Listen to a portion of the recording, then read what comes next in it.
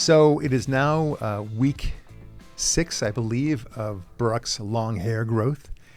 And I think at this point we should really create a cause behind this. Like, Barak will not cut his hair until I don't know, all mountain goats in Peru have been freed, or somehow we see the return of the two old guys from the Muppet Show in the theater stands, come back.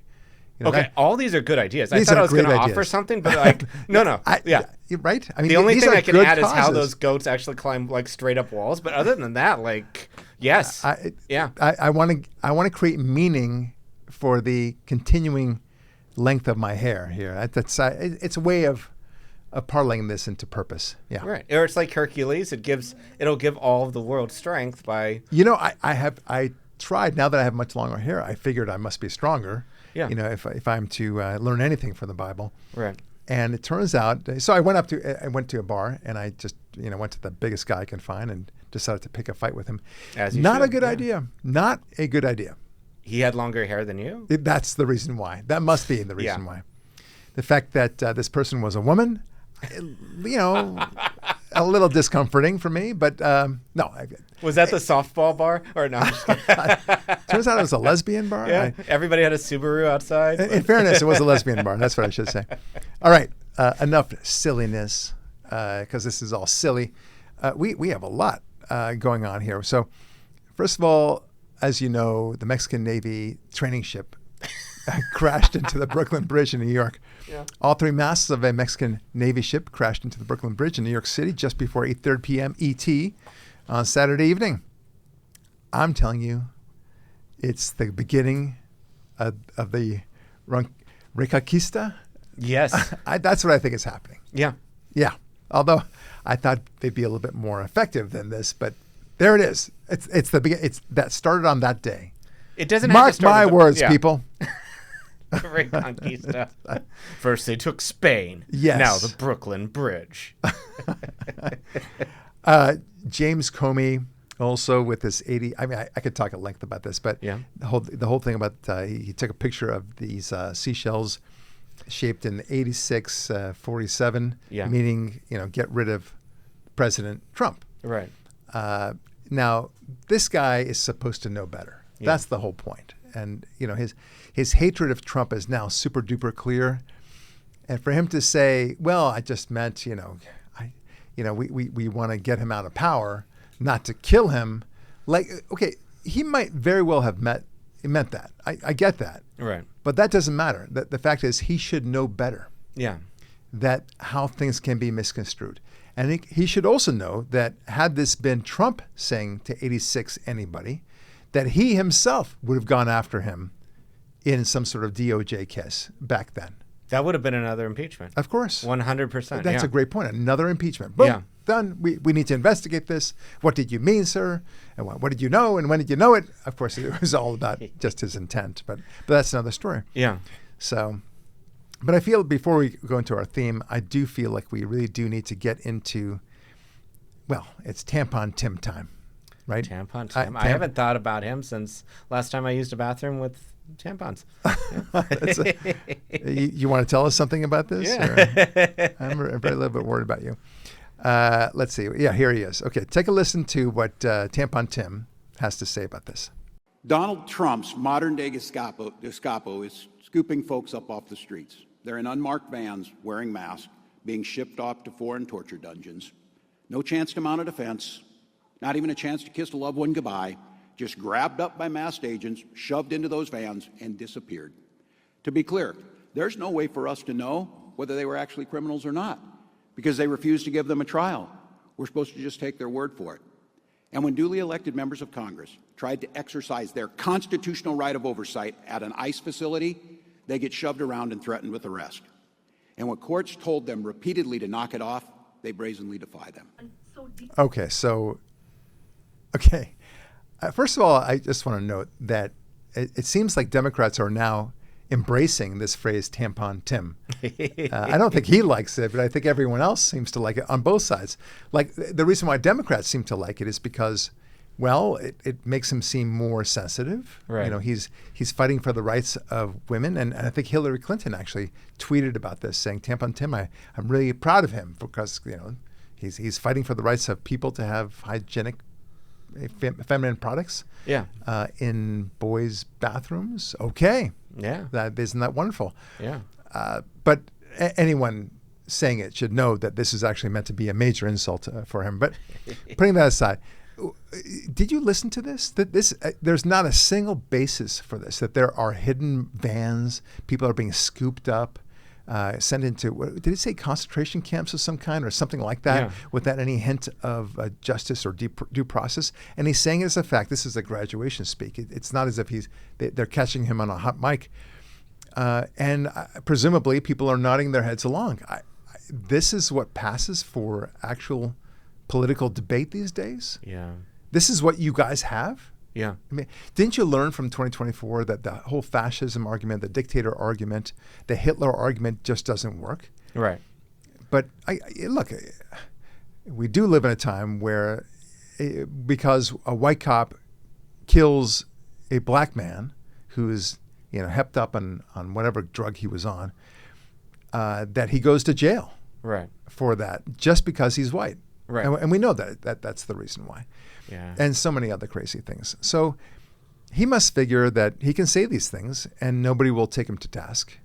And he's not in power, Right. thank God, but he's not the vice president. He never will be the vice president. No. And he's just seeking relevance, and this is the way he's doing it. So look, the fact that they don't have anything is, and this is what they have to rely on, is, I suppose, a good sign. Right. I think it's ultimately showing the ultimate decay of the Democrat Party. We'll talk about that later on in the show. But right now, I want to talk about the great theme that we have today. Yeah. And this theme is something that I picked up from a genius guy who said that your number one thing that you should pursue for yourself Yeah. is finding God. Right. Now, I like to associate myself with geniuses. That this guy supposedly has an IQ between 195 and 210, so it is wow. claimed. Yeah. But he basically argues that, and I don't know if he's right. He can't himself know that he's right. But with his genius and understanding of the way the universe must work, he concludes that God takes away your soul if you reject him. Okay, that's the essence of what he says. If you do not embrace God and have a personal relationship with him, fine, you will not have a personal relationship with him. Right. And if you don't want that, then you don't get to be part of the universe. Yeah. Right? I mean, it's as simple as that. You don't like my house. In fact, you try to burn down my house. You're no longer welcome in my house. Right. That's pretty fair, right? Or I think it's like a lover too, where it's like, if you want to break up and have nothing to do with me, God says, okay, you don't have to. Yeah. God loves you that much.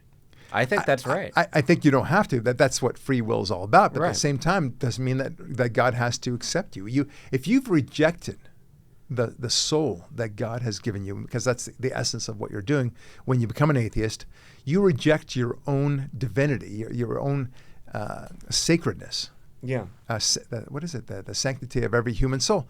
You're rejecting that by definition. Yeah. And if that's the case, well, let's you don't need the soul. No. Bye. Right. Wouldn't it be interesting? I always thought, as a thought experiment a long time ago when I was, 15 or 16, wouldn't it be interesting if the after death would look exactly like you believed it would look? Yeah. So if you thought the Ganesh would be there waiting for you, and there are many gods for that matter in the Hindu religion, there you go. Yeah. And if you think Muhammad is waiting for you and 72 virgins, there you go. Yeah. I don't think that's possible, but that's another story. No. Yeah. And Jesus, naturally, there's Jesus extending his arm to you when you visit. And if you're Jewish, there's God Right. embracing you as well. And if you're an atheist, no God for you, like the soup Nazi, right? Yeah. That's what it would be. Not that God is anywhere close to the soup Nazi, but you get the idea. Like, why would he need to serve you Right. if you reject him. Yeah. And if that's what you want, that's what you'll get. Right. Why should God force himself upon you if you reject him Right. with the capital H? So isn't that interesting? I find that to be a very persuasive argument from this guy, and maybe extend it to what I'm saying now, is that God will say, fine, I'll take away your soul if you reject me. Right. That's what you want. That's what you get. And that's exactly what God did with Pharaoh, right? Yeah. And I think he does it with a lot of people. In modern days, we call them Democrats. Or it's true, though. It really is. That explains why they believe in such crazy things. Yeah. I literally had somebody tell me that she is leaving America because of Trump's election. God. And, I'm not surprised terribly about that. And she argued with a straight face that the Trump administration is destroying science. Yeah. And will be, defunding science, and terrible things will happen as a result of science. And in the same paragraph, not the same sentence, but same paragraph, she talks about her transgender son. Oh, God. And refers to him as a her. Oh, that's not good. Yeah. Right? That's not good. Wait, you said you believe in science. Right. But that doesn't sound very sciencey to me. That's not scientific at all. Okay. Now, I wouldn't even use the word scientific. It's not even sciencey. Yeah. like I know that's not a word. But isn't that funny? Like that she didn't even hear herself about this. Anyway, the reason why I'm saying it is that they can't see that, in fact, this administration is doing exactly the right thing. Look, what you consider to be science is balderdash. Right. I use the B word. I try to, you can bleep that out later on if you like. But balderdash, my friends, there's science and there's science. There's pseudoscience. Yeah. Right. If you study the nature of grasshopper orgasms and how high they can get on cocaine, okay, that's a science, kind of. Yeah. But not a science I really care about. I really do care about understanding consciousness. I want to understand free will. I want to understand what are the limits of our understanding of the universe, and why do we have limits to it. Right. I want to explore Mars. How do we get to Mars? Yeah. How can we make that accessible for us? How can we make more food for the planet? How can we encourage people to have more children and be better citizens of the planet, one way or the other? More importantly, citizens of America. Thank you. But these are real scientific questions. Right. Why is it that women only want to hear you express support for their feelings and not solutions? There's got to be some sort of scientific basis for that. Right. I have no idea. But if you phone it in too, then they get mad as well. That's You're right. like, oh no, I care. Tell me more. And they're like, tell me more. Nah. That must sound awful. Oh my gosh, I can't believe you're going through that. Yeah. But there must be a reason for it. I don't know what it is. I don't think they even know what it is. No. But here we are offering solutions, and they don't accept it. That's another story. I'm digressing. But it's all about hardening the hearts. Yeah. And I think Pharaoh. I love that story so much because I never understood as a kid, and now I finally understand. Why did God harden Pharaoh's heart? He was taking away his free will. Yeah. You don't allow other people to enjoy their freedom, and you insist on not listening to my commands when I, make the river full of blood, and that doesn't affect you. Okay, fine. I'll take away your free will altogether. Yeah. You won't be able to do anything but evil things. And that's to your detriment, not to anyone else's. And I think that's what we're seeing, as I mentioned before, among Democrats today, that they believe in truly absurd things. Yeah. I mean, it's beyond. And you confront them and you say, you claim to believe in science, and yet you believe Y. Yep, you believe Z. Yeah. Whether it's the climate change crap and with all the deadlines that have passed and everything else, the transgender stuff, Yeah. The COVID stuff, right? We can go on. Yeah. But they think that you're crazy. Yeah. You are a moron because you believe in God for one thing, and then you believe in America. You believe in Israel. You believe Israel is a good guy country, and the Gazans and the Palestinians at large are honest brokers. Right. Why don't we give them their freedom? It's unbelievable. Right. What they can do. I think you said it the best way possible, too, in that story about your friend. And I just want to emphasize that, where in her mind, it's more plausible that a single individual can destroy science. Yeah. Oh, good point. And also that a boy can just become a girl, even though nothing in any empirical way has changed. Right. Oh, that's a great point. I like that a lot. But also, okay, so kind of leaping off of what you just said. Yeah. It's interesting now that the way you phrased it, that one person could take away science. Yeah. I hereby take away science. Like, go try. If he could do that, why Fuck not? up, Like, yeah. Bye-bye. Up with Science. his head, my friends. Science. At least you have displeased me. Therefore, I banish you. It's funny. It's a good point. So not just that, but also her impression that science can only come from government funding. Good point. Right? Great point. What about Elon Musk? You think he's not doing science stuff? Yeah. Really? I mean, and he's doing a hell of a lot better than anything the government was proposing. He saved the astronauts. Yeah. The government couldn't. P.S. The Wright brothers, way before Elon Musk, of course, created the flying machine, what we now call the airplane, without any government assistance. In fact, they pumped a huge amount of money to the study of flight and concluded after the huge amount, which was all of $50,000. that was a lot of money back then. Yeah. But they concluded that flight was impossible. Yeah. Unless you were a bird. Of course, Right. they understood that. But manned flight with his own machine, thank you, we studied it, great. And then literally, I think like a year later, boom, the Wright brothers come out. All on their own. Yeah. So, again, implicit in her disdain of Trump is that science can only come from government. Yeah. They're the feeders. They provide the largesse that science can now flourish in. Right. Right. The government is a river to its people. Yeah. And all good things. Please drink from my river. Right. It's absurd. It really is the same thing too, where it is, just to add to what you're saying, is the government to them is their God. God brings science. God brings our civil rights, the government as God brings it, not God himself, and not God himself bringing science and us understanding it. They really are so limited. Yeah. Yeah. But anyway, I guess the main theme is maybe you get exactly what you believe in. And I feel sorry for many atheists. That's part of the reason why it's impossible to actually communicate with them. Yeah. Because they will never be able to see the wisdom that you see. We think that you can convince somebody with the force of your logic. Yeah. Like we're talking about right now. It's not necessarily so. I think what you say is very bright. Hopefully you think what I say is bright. Right.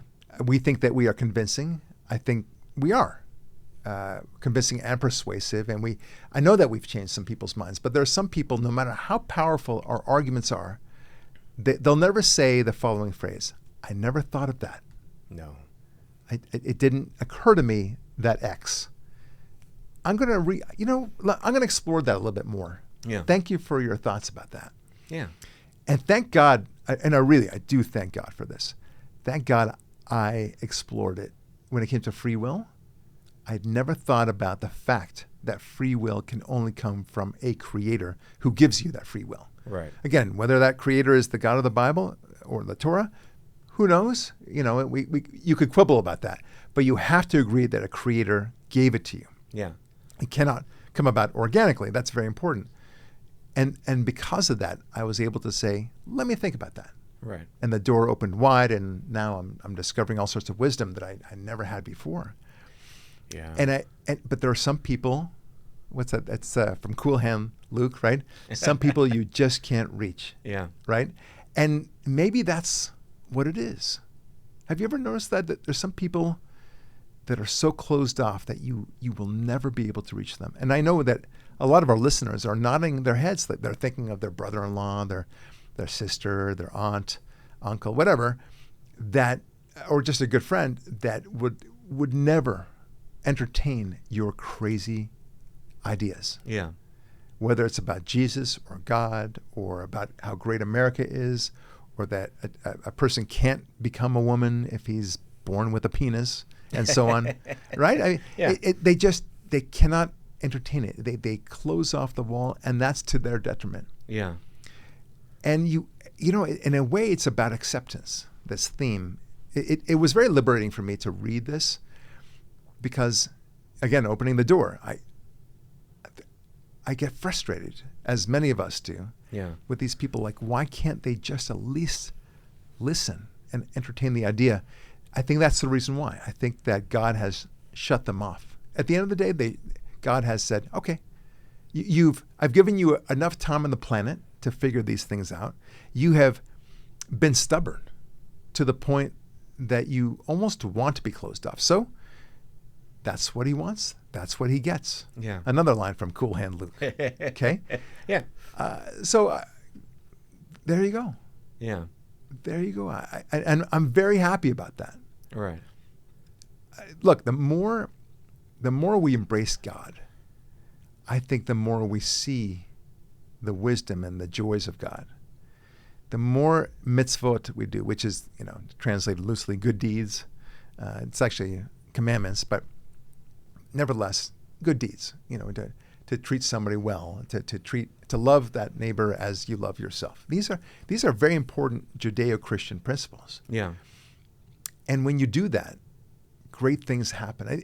It was the first time I heard this from an Orthodox rabbi of mine. He said, when you do kind things for your fellow man, God gives you a little window into who he is. Yeah. So that is the reward. It's not about getting to heaven. Right. If it was only about getting into heaven, then everything that we would do is disingenuous. We're just trying to be, Mr. or Mrs. Goody Two Shoes to get into God's good graces. I want to be in heaven. I'm not saying that that's alone a bad thing, but I think the greater experience is to do the mitzvot for their own sake. Yeah. The reward of the mitzvah is the mitzvah. Right. And that's what this guy is talking about. I appreciate it and also understand that when you actively reject God, God will reject you in the end, in his own way. Just you don't want it. I mean, we've seen many parents do this to their kids, right? Okay, let's face this. And I mean this, despite how devout you may be as a Christian or as a Jew. Yeah. You have a kid, let's say, who's now 30, and he's drunk all the time, high all the time, yells at you, beats up your father because he's stronger for whatever reason. Right. Unpredictable, steals money from you, lies to you, of course, all the time, may even have a criminal record. And it just keeps on doing it. And at some point you say, you know what? Maybe I raised him terribly, maybe I didn't, but he's no longer my problem. Yeah. Get out of my house. I don't want to see you again. Yeah. I understand that. There's a certain point where a parent can legitimately say, and I use the example of 30 years old, but continues on, a certain age where you say, that's enough. I have only one life to live myself, and I'm not going to spend it feeding your addiction, feeding your criminal behavior, feeding your anger, letting you abuse me. Bye-bye. Yeah. And I think God has that right as well. Why would I begrudge God for doing that? A lot of my Christian friends especially feel like God should not reject anybody. Yes, I think God should. Yeah. God rejected Pharaoh. Yeah. God punishes a lot of people. God rejected Saul. Right. Why would he not reject somebody like I'm describing? Yeah. And why wouldn't he reject atheists who tell us, consistently there is no God? Despite, I would respect them more if they simply said, I don't know if there's a God, which is agnostic, right? And Charlie Kirk, on the podcast I recently did with him, he said, that he thinks more atheists are of the mind that they just don't know, Right. which is more akin to being agnostic, but that they just don't know. And that's intellectually honest. It is intellectually honest. I mean, to Charlie's credit, he said that's using a data point of 2. Because I think atheists are, from the atheists I argue with on Facebook and Twitter and otherwise, they really do not believe in God. They will mock you all day and all night. An atheist that he's describing, saying they just don't know, would not mock you. See, when I was an atheist, I never mocked anybody. Right. I did think they were wrong for believing in God. I think they were, hugging on to something for comfort. That was my argument, but I didn't mock them about that. So anyway, that's not. Do you think that atheists, and this just occurred to me, and I'm probably totally wrong, but do you think atheists? You probably are. Yeah. Atheists do not believe in God, or atheists hate God, believe in him but hate him, and have to destroy the idea of God and everyone else? That's a very interesting argument. Yes. I was thinking you were going to be like, no, that's dumb. Here you go. It's dumb. Look, I don't like that comment, and I'll tell you why. Yeah. Because I did not think of it. How about that? Okay. No, it's really a good point. I'm reading a great book given to me by the grandson of Richard Wurmbrand. The Wurmbrand? The Richard Wurmbrand. Oh, yeah. Wow. And he went through torture, imprisonment, horrific things in Romanian communist jails.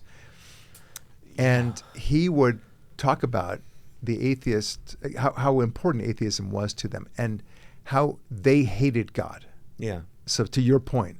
So before I read that, I would say that, no, I don't think that they hate God. I think that it's more something else. And I'll say the something else in a moment. But now that I've read that, and that rang true to me, and I have no reason to disbelieve him, why would he make that stuff up? Yeah.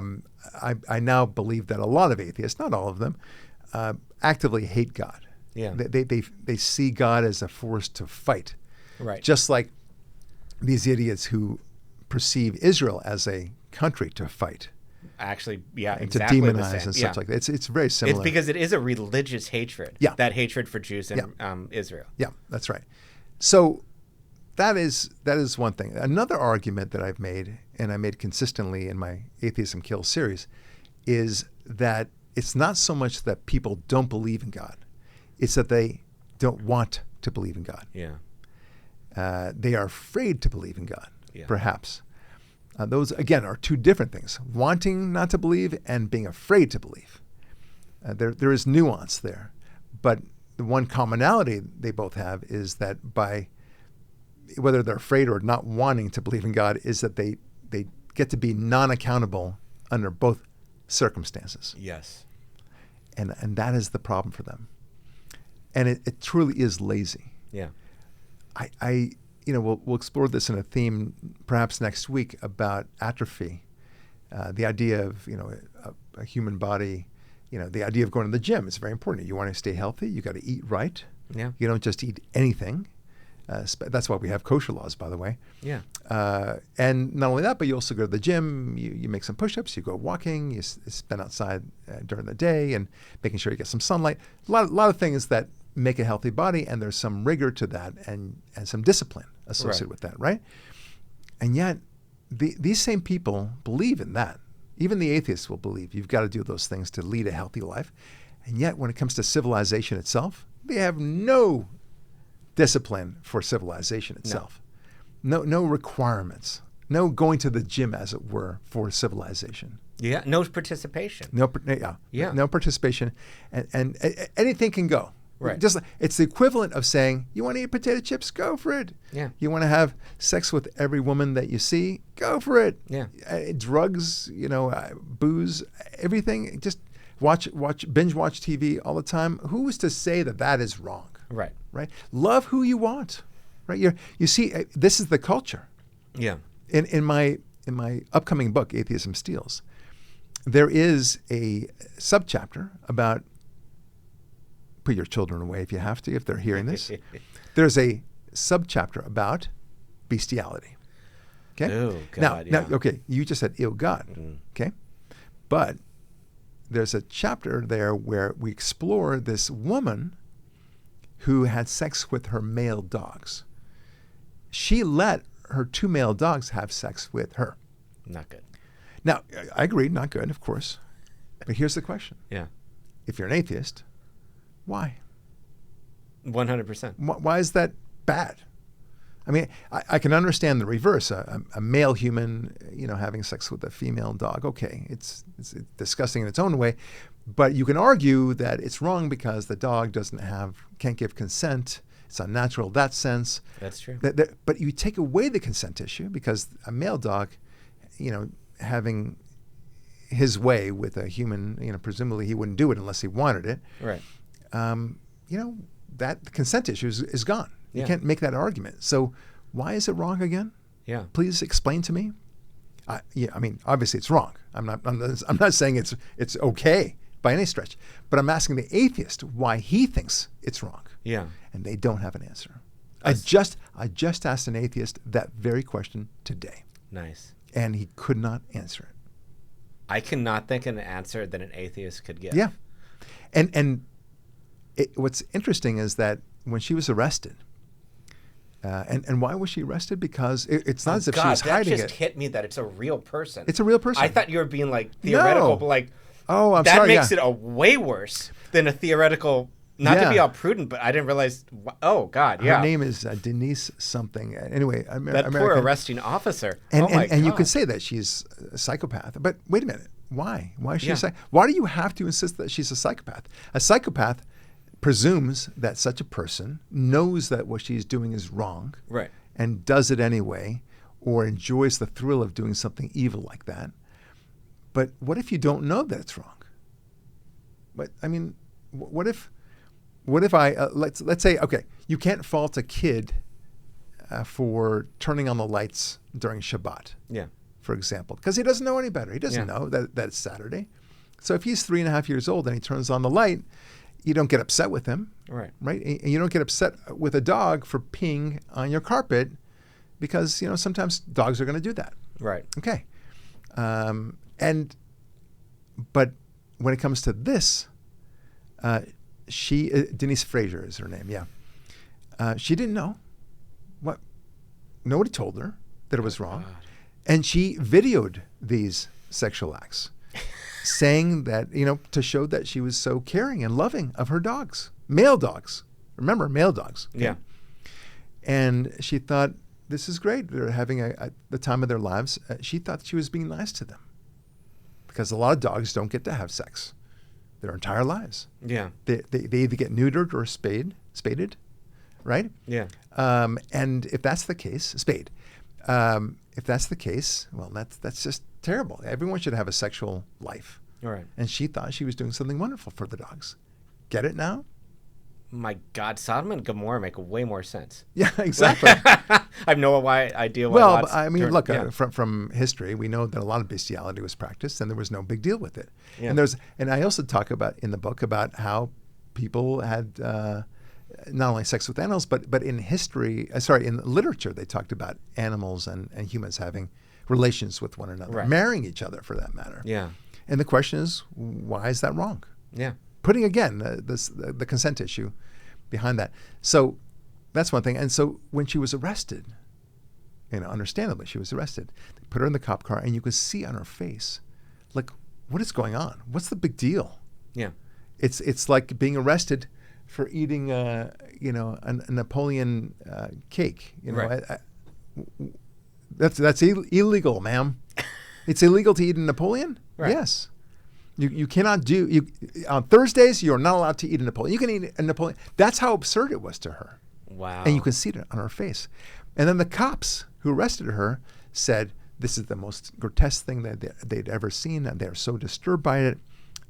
You feel like they almost had PTSD on it. And then you ask them, why? Why do you feel this way? They don't know. And the first thing you did, is you said, oh, gross. Yeah. Ugh, evil. Ugh, yuck. Yeah. Why? Yeah. I mean, God, that's why. Right. And there's a distinction between humans and animals, and never the twain shall meet, at least sexually. There is a line, Yeah. but why? I mean, they're not going to have offspring. Right. You don't have to worry about that. Yeah. You probably won't have diseases, presumably. The dogs, at least the male dogs, are having fun. Yeah. I mean, why is that so bad? Yeah. I mean, there's a logic there that's a disturbing logic to you and me, but there it is. Yeah. Anyway, end of the disturbing portion of this podcast. Yeah. You can now bring your kids back in. Anyway, but again, these are the disturbing questions we must raise. Why are things the way they are? You know, that's my favorite question. Always ask why things are what they are. Right. And I even joked around about, like, why do women not want solutions? Yeah. They just want you to hear. Right. And we men want to give them solutions. Why is it? Why is that dynamic there? There is a reason. I haven't figured it out. No. But clearly there is a reason. It is so basic that women will mock men for seeking solutions for them. Right. I mean, I don't know of any woman that doesn't do that. No. And we all know automatically, if a woman complains about her day, you just nod your head along and you say, that sounds awful. I'm sorry you went through that. Yeah. You know, Jane really has been really bad to you, hasn't she? You know, Yeah. those are the perfect things to say to a woman. Right. And you may not understand why you're saying it, but that's what they want. Right. Why do women love flowers? I don't know. Makes no sense. Makes no sense. None. Yeah. The flowers die, Yeah. right? But why okay, we got to figure it out. Yeah. And maybe God wants us to figure it out. Who knows? Yeah. But when you're an atheist, there are no questions. No. There's no reason for them. Right. They It's are such just a what they simple are. thing. Yeah. Anyway, I can go on and on about this. Okay, we have so much to talk about, but I do want to talk about the atrophy thing next week, if I can. So try to remember that one. Okay. Absolutely. All right. Yeah. So one of my favorite stories going on right now is that everything is coming out about Biden, Joe Biden. Yeah. Now, we could say we told you so. Because we did. Because we did. And we were called names and deplatformed, but yeah. But to me, to say that we told you so make ourselves feel smart about that is like me telling you that I think that the sun is going to rise in the east tomorrow morning. Right. And then when it does, I get to say, I told you so. Yeah. I'm a genius. Yeah. But we're not. Right? I mean, did you really have to have Robert Herr, the tapes at least released to discover, oh, Lordy, you know, I'm shocked that there's gambling going on here. Yeah. The guy was clearly demented. Yeah. This guy, God forbid he has Alzheimer's, but he might very well have Alzheimer's. I don't think he remembers very much of anything. He hasn't shown any true memory for a long time. Now we come to learn from Jake Tapper and otherwise, Jake Tapper is now trying to get ahead of the parade and pretending as though he's the one that is saving the day. He's the one exposing it. Well, he's part of the big story. Yeah. He's the one that belongs in the big lie. Right. With capital B, capital L. Yeah. And now he wants everyone to admire him about this? Really? Yeah. I find it, I would say shocking, but there's no shame among the Democrats. It is blinding how there is no shame. Yeah, no shame at all. Take a listen to what, I guess, from Scott Jennings, who talks about, he's going to be talking about Trump. I think that's going to be a different story. So we'll get to that in a moment. But what I do want to talk about is how this is all coming out now. Obviously, the timing is perfect for them because he's no longer the president. There's no chance of him being reelected, and therefore now they get to pretend as if they're honest brokers, and now they're all running toward the front mic to say, "No, I was the one who discovered this. No, I was. No, he was part of it. No," and they're all pointing fingers at each other, and much to our delight and surprise. But I'm angry about it. Yeah, I'm angry because you thought we were fools all along. You told us, what was it? They said that there was a deep fake or a mean fake or a cheap fake. That's what it was. Cheap fake, yeah. Yeah, when Obama was leading Biden off the stage, directing him and such. That didn't happen. What do you mean that's a cheap fake? That's a video yourself. Yeah. We're seeing the same thing you're seeing. you're not saying that it was actually faked. That is Obama, leading Obama off the stage, Biden off the stage. We saw the debate. Yeah. And that was much later, of course. But all the way through, we've been saying that he has dementia. Yeah. So, they hope that you get to say, I told you so, and then you forget all the other times that I told you so, that you said, I told you so. They're gaslighting us completely. Gaslighting beyond belief. Yeah. It's really beyond belief. Well, and now he's got stage 4 pancreatic cancer. Yeah. Just horrible. Right. Right. So I wish him the best. I don't want to wish anyone cancer. Blah blah blah. I have to get that out there. Okay. Right. Don't anyone to. It sounds like a painful thing, but when anyone dies or is about to die, it's an issue. Right. Right. So, but getting past that right now, I think the timing of that diagnosis is to elicit sympathy for Biden and hopefully distract from the fact that everyone now knows that he did indeed have dementia. And the Robert Hurt tapes are coming out showing how he just didn't remember anything. Yeah. And there is a reason why Robert Hurt said, I don't want to prosecute this, because he's coming out like a doddering old man who doesn't remember anything. Yeah. And he was right to do that. Yeah. But yeah, he was surprisingly honorable. Yeah, and everyone was so angry with him. Yeah. Well, what do you want me to say? Right. Do you want me to just say that I think he's got dementia? I mean, he was being compassionate. Yeah. Did you want him to go along? I mean, that's the whole point. Is I think they did want it. And all this excuse that they had, they kept on pushing this lie that he didn't have dementia, that they began to believe it themselves. Right. And then they painted themselves in a corner, and they couldn't get out of the campaign problem that they created for themselves. And then they had to pull him out after the debate because it was so humiliating.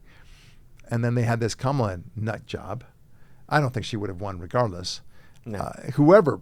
The best thing they could have done is to realize that he had dementia in late 21, early 22, and then, ask him to set aside, at least after the first term, his first term, and then have a primary. Right. And then everyone would be ready for that. I don't think that they would win against Trump regardless. No. Especially, the way they tried to sandbag him and try to destroy him with lawfare and everything else. I don't think so. No. Okay. Now, I do think it's worth talking about Trump's recent visit to Saudi Arabia. He gave a great speech. Amazing speech. Take a listen to what he said at the speech itself. This is the second half of his speech that was so formidable, in my opinion. And it's crucial for the wider world to note this great transformation has not come from Western interventionists or flying people in beautiful planes giving you lectures on how to live and how to govern your own affairs. No, the gleaming marvels of Riyadh and Abu Dhabi were not created by the so-called nation builders, neocons, or liberal nonprofits like those who spent trillions and trillions of dollars failing to develop Kabul, Baghdad, so many other cities. Instead, the birth of a modern Middle East has been brought by the people of the region themselves, the people that are right here, the people that have lived here all their lives, developing your own sovereign countries, pursuing your own unique visions and charting your own destinies in your own way. It's really incredible what you've done. Okay, so I love what he says. Yeah. I do think that the interventionist and the nation building doesn't work. No. I get that. But I also want to push back on Trump on this one. It's a little Pollyannish to say it's all based upon your own dreams and everything else. But that itself presumes that other cultures think like we do. Yeah. That they have the same dreams and aspirations. They want their kids to have braces too, and have best and go to Harvard and Stanford. No, some cultures want to blow up other cultures. Yeah. And that's because they've got a different programming that they had since they were born. Right. And so it's a little bit somewhere in between. I do think money talks. Yeah. That's totally fine. I think he would just stick to that, to say, look, the best way to change relationships with countries is to encourage trade and dynamism that way. And they will realize at the end of the day that's healthier for them. Right. I think Vietnam is a good example of that. I often use that as an example. We had this horrific war with them. We actually won that war. Then the Democrats squandered it. Yeah. That's another story. But at the end of the day, they moved away. They transitioned, to use a Michelle Obama phrase,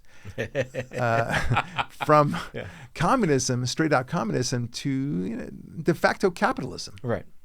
And yes, they have dictator leaders. I get that, and it's not a good thing. But as a practical matter, Vietnam is doing pretty well. Right. And you can go visit there. There's tourism there. The people are thriving, relatively speaking, compared to so many other countries. That's what we can do. Right. We can encourage that kind of relationship. And so I push back a little bit on Trump in this. As much as I love Trump, I think he's got so many great points.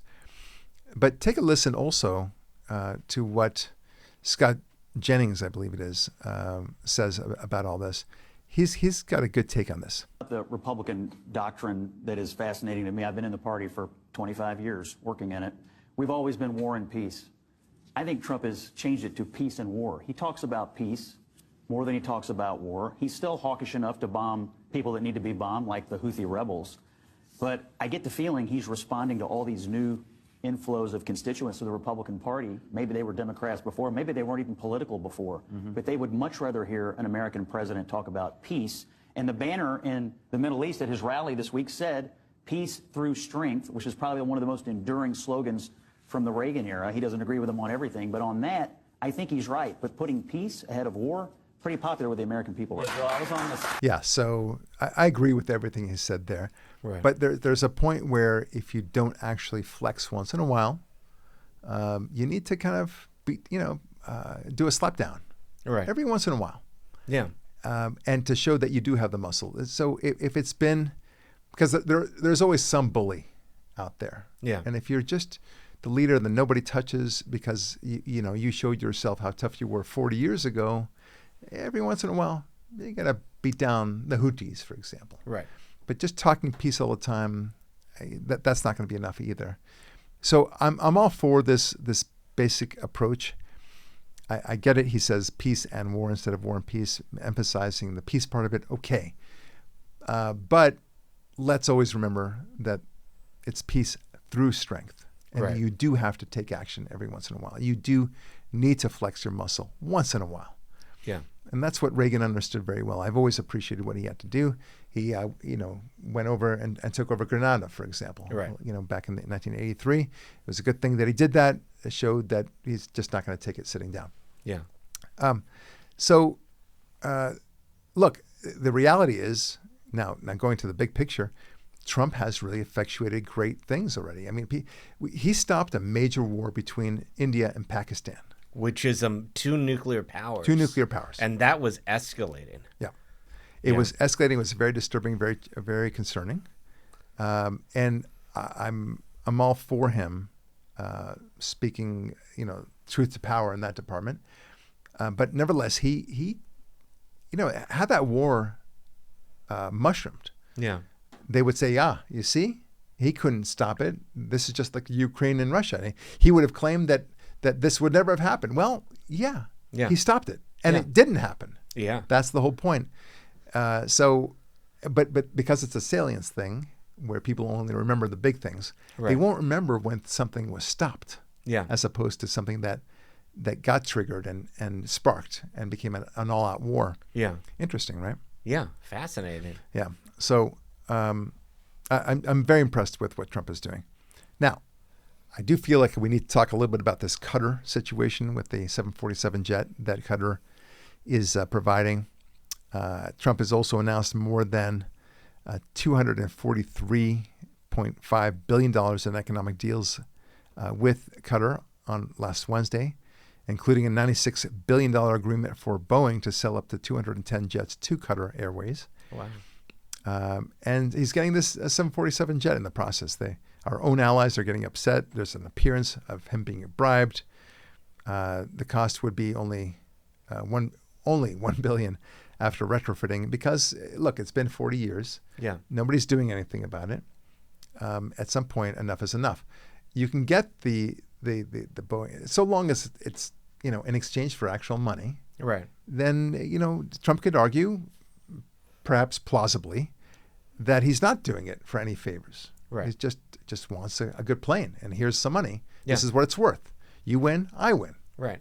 And then you debug it, because no doubt there's all sorts of concerns about that. Oh, definitely. But it might take some time. Yeah. But nevertheless, it's a great way to go. Yeah. Okay. So I'm not too disturbed by this. As a practical matter, what have Americans been doing? I mean, it's embarrassing. Right. We should have the state-of-the-art 747 out there. Yeah. Good news in the anti-terrorist department. As a result of sanctions against the ICC, the International Criminal Court, Chief Prosecutor Karim Khan, he has now lost access to his email and his bank account. Accounts have been frozen, and both Khan and other non-Americans among the ICC's 900 staff members are now banned from entering the United States. Wow. How do you like that? Was there a particular thing they did, or has it just been constant corruption throughout this whole time? Finding Netanyahu to be a criminal, finding other people selectively criminals, including Trump, Americans as well. Those were the guys who did that? Oh, yeah. Yeah, so we're now just imposing sanctions on them. Yeah. Okay, great. You want to play a tough guy? Right. All right, we'll be tough guy back. Yeah. So Peace through strength. Yep. The sanctions also threaten any person, institution, or company with fines and prison time if they provide Khan with financial, material, or technological support, causing many companies and organizations to end their cooperation with the ICC. Oops. Wow. AIPAC has also lobbied Congress to pass ICC sanctions legislation. AIPAC is the American Israel Public Affairs Committee. That has also encouraged to pass sanctions against the ICC and has applauded the Trump administration for imposing those sanctions, who target for prosecution against Americans and our democratic allies. Meanwhile, don't you know, Khan has also been under investigation for allegedly sexually assaulting other ICC staff and may have sought the arrest warrants against Israel's leaders to shield himself from such accusations. It's always these guys who are accusing others of it. Yes. Yeah. Well, and I propose to actually make a movie out of this. I will call it, The Wrath of Khan. Khan, exactly. I mean, it's such a perfect name when you think about it, Khan. Like, the only better name would be to be Hitler, I suppose. But it's Khan. We'll stick with Khan. That would be so awesome if he just has no shirt except for like that little vest thing he'd wear. So you may not have heard this, but white South Africans have now been brought to the United States under political asylum laws. We talked a little bit about this last week. Yeah. And what I wanted to emphasize here, in addition to the fact that these are actually legitimate asylum seekers. Yes. Because there are 4 categories, right? I think we talked about last week, that you're being persecuted because of your nationhood, your religious affiliation, your political affiliation, and or your ideology. Or ethnicity is one of them, or no? Oh, racial. Yes, Racial, sorry, that's right, racial. Yeah. So those 4 categories. Yeah. And they are being targeted because they are white. They're being murdered. I mean, diced and sliced. Horribly, yes. And tortured and such. They have very good grounds to argue that they deserve political asylum. Yeah. Unlike so many of these other people that just are trained to say, as soon as you go into America, just say the word asylum, and we'll clog up the system. Yeah. But no, there's no basis for it. They can't establish any one of those 4 things I mentioned. They just, the 5th one is not because your country sucks. Right. Okay, that's what they think it is. It doesn't mean that. Anyway, you just know that they're doing all this, the Trump administration, because they want to advance whiteism. Yeah, that's not a word yet, I know, but I'm trying to add that to the vocabulary. Yeah. So please bear with me on this. Get off my case about it. This continued point, the arrival of the Afrikaners would cement Trump's efforts to upend a program that for decades has allowed thousands of people fleeing war, famine, and natural disaster to find safe haven in the United States. This is from the New York Times. While the program remains suspended for refugees across the world, such as Congolese families in refugee camps and Rohingya, I don't know what that means, seeking safety. White South Africans, again, emphasis on white. Yeah. Okay. But they probably didn't capitalize it, though. It's like lowercase white. Oh, good point. That's true. It's not. Yeah. White South Africans were processed much faster than is normal for these cases. Okay. And you just know it's because of Trump's love of white people. You just know it. So, no, the reason why he's doing it, because it's, like I just said, it's an exceptional basis. They actually fit in the asylum laws. 100%. And they happen to be white. Okay, deal with it. And then 4 years ago with Mayorkas, he was open to every immigrant. Everybody could come in without anything, except he put an end immediately to wet foot, dry foot. No Cuban can come, because Cubans, when they come, tend to skew more conservative. And he supposedly is Cuban. Yes. Yeah. So they're okay with distinctions when it benefits them. They're so obvious. Yeah. Yeah. Okay. So Jake Tapper is now acknowledging that he was going back to the her thing. I was going to talk about a little bit more. Yeah. He argued that and mocked those who claimed or questioned his decline, but now he's on board with it somehow. Right. Yeah. So take a listen to what our friend, what's his name, Van Jones, has to say about this. And I respect Van Jones. He's one of the few, I think, honest Democrats about this. Take a listen.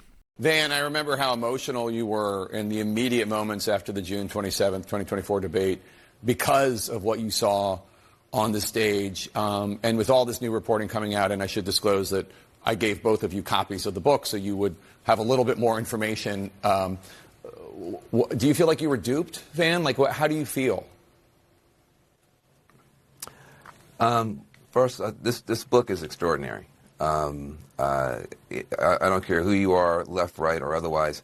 Anybody who cares about this country and about just the dynamics of power, this is the emperor's new clothes playing itself out in real time. Everybody knew, but everyone was afraid to say, except for David Axelrod for 2 years, that something was wrong here.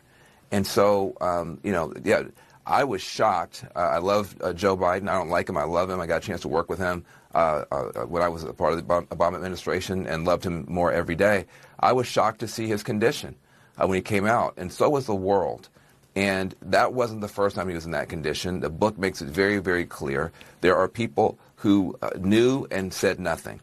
And yeah, people like Jake Tapper. Like CNN. Like CNN itself. They were playing the game. And he asks he has the nerve, the chutzpah, to ask Van Jones whether Van Jones felt duped by the media when he himself was one of the dupers. It's really, chutzpah is not a fair enough word to describe my anger about this. That's like an evil genius of like James Bond, where it's like, you were duped, right? I duped you, right? How did it feel when I duped you? Exactly. You know it. Yeah. What crazy. A psycho. It's a psycho, right? Yeah. So it turns out that Jake Tapper apparently has hired a crisis management firm on account of his obvious cover-up for Biden. Yeah. Now, I always love that. Tell me how I can cover up my lie or help me lie with a PR firm. Basically, yeah. Here's a suggestion to manage this crisis. How about that? I screwed up. Yeah. I was part of a team that lied to you to get Biden reelected. Yeah. Okay. There, I just saved you a couple of $1 million. Yeah. And you're welcome, Jake. Right. And the whole point was to get Biden reelected, and then he can quickly resign. Yes. So then Kamala, however you pronounce her name, can be our new president. But this goes to show how you can't trust anything that the Democrats say. No. Literally anything. No. If someone had lied to you as many times as the Democrats have on every single key issue, you would call them a liar. That'd be easy. In fact, you would say he's a pathological liar. Right. The lab leak, the COVID lies, the 15 days to flatten the curve, the lying about COVID, except when you have to protest against racism, right? The Russian collusion story, the Hunter Biden laptop, the Gaza so-called genocide, and now, of course, the Biden decline cover-up. Yeah. Telling us we're doing great in the economy, that the inflation was just transitory. There's just so many of them, and they have no compunction about this, no shame about this. Each one of these lies would be sufficient for me to leave the Democrat Party. Right. And do they realize how much damage they're actually doing to the party? You'd have to show me that the Republicans lie more on key issues, and they simply can't. But take a listen to this guy, Andrew Schultz. I think, Devin, you actually pointed me in his direction. Yeah. Very interesting what he has to say about this. The problem I think a lot of voters had is like they didn't even know if it was her. We didn't even know if Biden was president. We didn't even know if these were her talking points. And we felt that over the last 4 elections, Democrats, we felt that we didn't have a say on who could be president. We talk a lot about the Republicans being autocrats and oligarchs and taking over democracy, but from the Democrat perspective, and I'm a lifelong Democrat, I felt like the Democratic Party completely removed the democratic process from its constituents. And I think they need to have some accountability of that. No argument here. I donated for you. I mean, I wanted you to, like, 2016, I was like, this is going to happen. This guy's going to do it. And it felt like they stole it from me. And I'll be honest, it broke my heart when you supported him. Look, but you have, in the world that I live in, you got a choice. And I mean, a lot of people, including my wife, agree with you. But, you know, you're down to a choice. Is it going to be Hillary Clinton? Okay, so, I mean, I guess that's enough on that. Yeah. But the point is that he said he's very frustrated with the Democrat Party. I mean, in addition to all the lies I just mentioned, there's a big honking lie where they try to sidestep Bernie Sanders, they throw him to the gutter, so that this guy Joe Biden, who clearly has dementia, would take over. Yeah, and then he has to agree to support Joe Biden. Yeah, it's despicable all the way through. Now, I'm no Bernie Sanders fan. I think he's an evil man in and of himself. I think he's an idiot. Yeah. And this guy who's now proclaiming himself to be such a wonderful man, talks with Bret Baier on Fox News, and I give him credit for going on Fox News. But take a listen to what he actually says about flying on the private jets, because this guy is a hypocrite beyond. He's a hypocrite extraordinaire, as they say. Here you go. You know, Alyssa Slotkin, senator from Michigan, she said you shouldn't be using oligarch. It's over people's head. You've gotten criticized from other people. Free Beacon says Bernie Sanders spent $221,000 on private jets fighting the oligarchy tour, paid for by friends of Bernie Sanders. That you've spent millions of dollars in campaign funds on private jet travel over the years. How do you push back on both of those things? When's the last time you saw Donald Trump during a campaign mode at National Airport? No. It doesn't. But he's also not fighting the oligarchy. No. You run a campaign and you do 3 or 4 or 5 rallies in a week. The only way you can get around to talk to 30,000 people. Think I'm going to be sitting on a waiting line at United, waiting, 30,000 people are waiting? That's the only way you can get around. No apologies for that. That's what campaign travel is about. We've done it in the past. We're going to do it in the future. Okay, so in other words, rules for thee, but not for me. I mean, it could not be more clear. He doesn't want to be one of you schmucks have to wait in line at United. Yeah, I think that's the only airline he knows, by the way. Yeah, he's a socialist. I'm going to be totally wealthy as an oligarch, and you're going to have nothing. This guy has 3 houses, 3 mansions, I should say. He doesn't explain that, but I assume that he has an excuse for that. I've got to be able to be comfortable while I espouse my socialism. Right. And everyone else should have less. Yeah. Right. It's unbelievable. So while they're patting themselves on the back, let's never forget the hypocrisy. Yeah. It's despicable what we're seeing, but they cannot stop lying to themselves, and they have crazy ideas throughout the entire country, throughout the entire Democrat Party. Newsom, of course, in California, all his crazy ideas. Look, we began off this program, this podcast, with the theme of, God will reject you if you reject him. Yeah. I mean, it's only fair. I don't blame him. And I gave the example of a parent that's finally fed up with his or her child that constantly rebukes him, constantly is engaged in inappropriate conduct, whether it's, hanging out with hookers, drugs, whatever you might have. But it's time. Yeah. This is time for you to reject the Democrat Party, for that matter. How much more of this can you take? And frankly, aren't you embarrassed to apologize for the Democrat Party all the time, saying somehow these are not big issues? The best arguments they have, and it's not a good one, is that, well, that was a long time ago. Well, Yeah. Well, but the Robert Hurt case, that's that long ago? Really? No. That Robert Hurt interview tapes were about a year ago. Yeah. And that's embarrassing for you. Yeah. But maybe a year ago is a long time ago in Democrat land. Yeah. Right?